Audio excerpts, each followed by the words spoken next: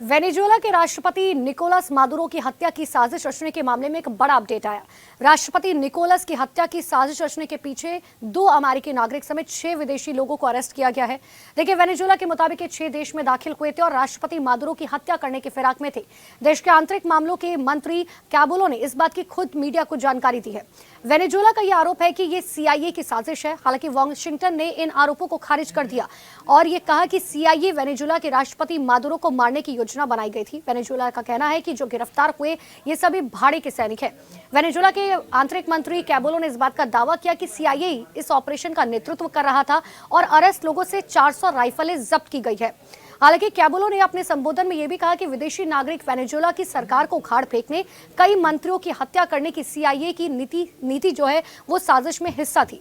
अपने संबोधन में कैबुलो ने कुछ राइफल की तस्वीरें दिखाई और साफ तौर पर कहा ये हथियार साजिशकर्ताओं के पास से बरामद हुए हैं। आरोप है कि अमेरिका के 3, स्पेन के 2 और चेक गणराज्य का 1 नागरिक मादुरो की हत्या करने के लिए दक्षिण अमेरिका देश में पहुंचे थे। गिरफ्तार किए गए अमेरिकी नागरिकों में नौसेना का एक सदस्य भी शामिल है, जिसकी पहचान कैबुलो ने विल्बर्ट जोसेफ गोमेज के रूप में की है।